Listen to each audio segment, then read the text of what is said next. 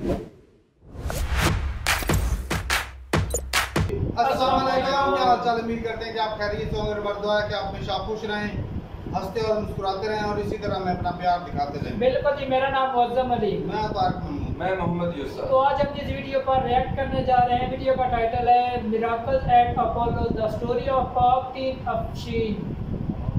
तो छोटी सी बच्ची थी भाई, इंडिया के डॉक्टरों ने इनकी इलाज किया है।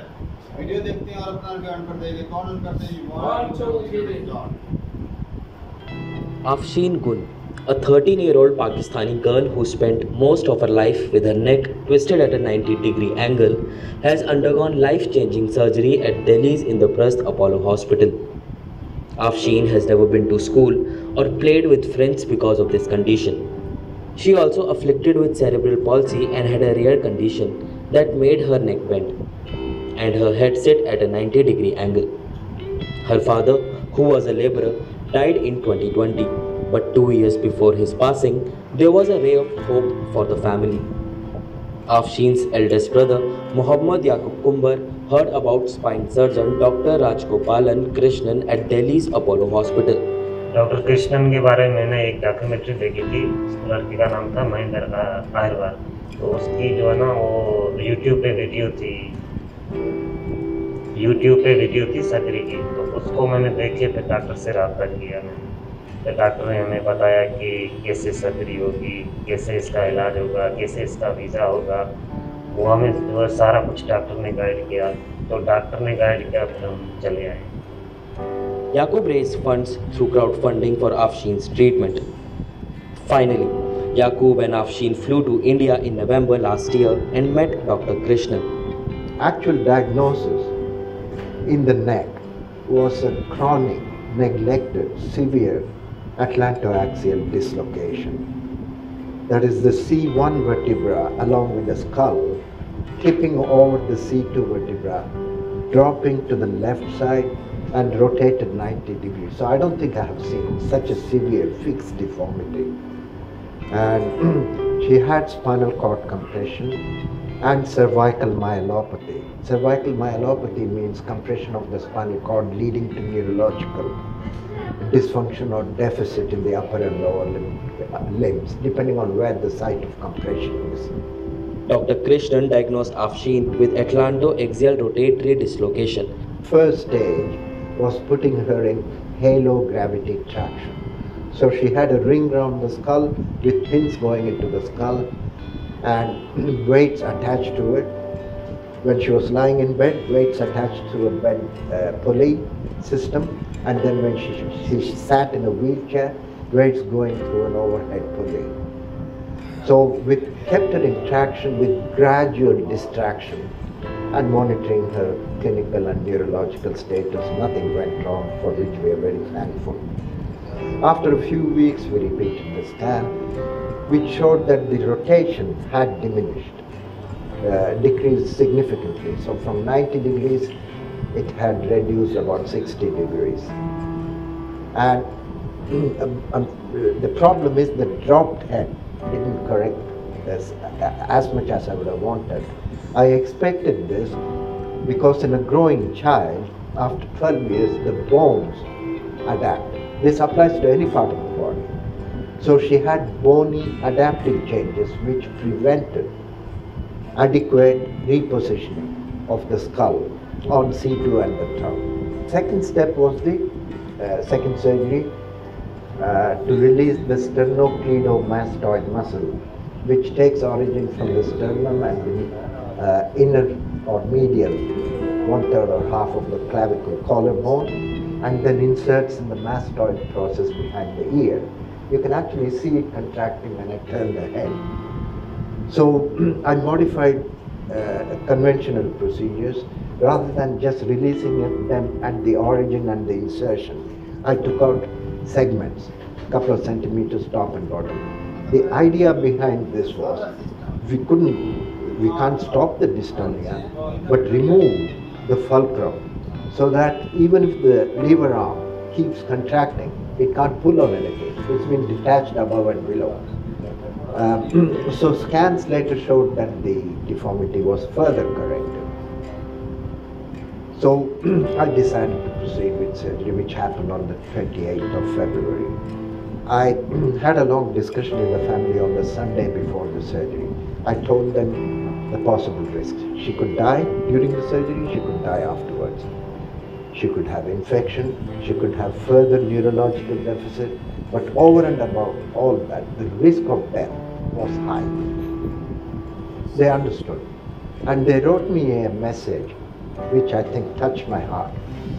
The family asked, if she does die, how will we get the body back to Pakistan?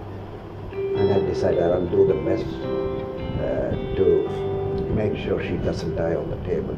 The surgery on February 28 lasted over 6 hours, and by the end of her neck was straightened. Although she will have to wear a brace for some time for the neck to stabilize.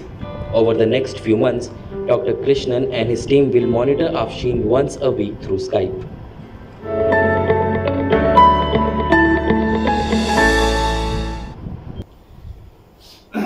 चलें जी, video ख़त्म होगी। ये पहली बार नहीं हुआ जो Indian doctor का कारनामा देखा जाए। और मेडिकल की फील्ड में भाई बहुत सारे पाकिस्तानी ऐसे गए हैं जो उधर इलाज करवाने के लिए इंडिया में। तो इंडिया का जो सिस्टम है, मेडिकल सिस्टम भाई बहुत अच्छा है।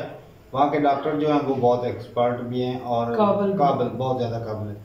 मैंने डिस्कवरी चैनल पर भी इंडियन डॉक्टर के कारनामे देखे हैं। सही कमाल के भाई, इतने बड़े बड़े बंदे की हैरत गुम हो जाए, ऐसे ऐसे बड़े बड़े ऑपरेशन। तो ये भी उसके बड़े भाई ने YouTube पर देखा ही था उसकी सर्जरी का प्रोसेस, तो इस वजह से उसने उस डॉक्टर से कनेक्ट किया। हालांकि डॉक्टर तो इधर भी है, बैर के कंट्री से, और ये भी कोई इतना आसान नहीं था भाई साहब। ये भी बहुत मुश्किल, सारे जो वेन इधर ही होती है, सही दिमाग का कनेक्शन। सही बात है। और फिर हड्डी का भी वो भी टेढ़ी हो चुकी। मेरे ख्याल में ये होगी भी बचपन से ही ऐसी। हाँ, ये कहते हैं शुरू से ठीक थी, आहिस्ता आहिस्ता जब वक्त गुजरता गया तो उन्होंने झुकाव एक तरफ होने लगा, वो हो जाता है, हड्डी बढ़ जाती है। लेकिन उसके वो जब चल रही थी तो उसके पाँव भी कमजोर लग रहे थे और फिजिकली भी कमजोर थी। उसके बाकी जो बॉडी जो है ना, हाँ, पाँव भी नहीं ठीक थे और हाथ भी नहीं ठीक थे। लेकिन अच्छा है भाई, जो कारनामा करके दिखा दिया ना भाई, कमाल है। और मैं कहता हूँ ऐसी चीज़ें अगर देखें ना, जो पाकिस्तानी जो उधर जाके दहशतगर्दी या आतंकवाद फैलाते हैं, तो कुछ इंसानियत चीज़ भी सीख लें कि ये इंसानियत इस चीज़ का नाम है। और देखा जाए तो भाई अब छोटी बच्ची वैसे क्या दुश्मनी करेगी किसी, उसके तो माइंड में भी नहीं होगा। और लेकिन उन लोगों की तो कोशिश है ना कि वो इंसानियत को देख रहे हैं, वो नहीं देख रहे। अच्छा, वो इनकार भी कर सकते थे, लेकिन उन्होंने इंसानियत का हमदर्दी के नाते उन्होंने ये नहीं देखा कि ये मुसलमान है या पाकिस्तान से रिलेट करती है, ये उन्होंने देखा। कोई बात नहीं, डॉक्टर का काम है। हो सकता है खर्चा भी हो सकता है, उन्होंने कुछ ना कुछ काम किया हो सकता है, या ज्यादा। मैं कहता हूँ जिस तरह की उनके घर और फैमिली लग रही थी, गरीब खानदान, पूरे खानदान था। वालिद जो था वो 2020 में फौत भी हुआ। हाँ, तो वो मतलब इतने ज्यादा स्ट्रॉन्ग नहीं थे। इंडिया में मतलब देखा जाए तो हमसे तो दुगना ही पैसा है उधर रेट में। तो हमारे हिसाब से अगर भाई आने जाने के भी खर्चे हैं ना, वो सही बात है, बहुत ज्यादा खर्चे। और हॉस्पिटल में तो भाई बहुत ज्यादा खर्चे होते हैं। और जो नामी मशहूर जो है हॉस्पिटल, वो भी सही बात है। तो भाई इंसानियत की जो मिसाल कायम कर चुका है इंडिया ऑलरेडी। और मैं तो भाई अच्छा तारक भाई, मेरे मन में एक सवाल है, जिस डॉक्टर साहब ने ये ऑपरेट किया है, क्या वो इंडियन ही पढ़ा लिखा है या बैर के किसी कंट्री से पढ़ा लिखा होगा? ये शुरुआत की बेसिक हो सकता है, इंडिया से हो सकता है। हमारे डॉक्टर भी हैं जो बैर वाले कंट्री से पढ़ लिख कर इधर आते हैं। पाकिस्तान में वो जो हॉस्पिटल में रात को गए हुए थे, वो भी तो मेडिकल कॉलेज है, वहाँ पर भी मेडिकल पढ़ने आते हैं स्टूडेंट उधर सारा दिन भाई प्रैक्टिकल।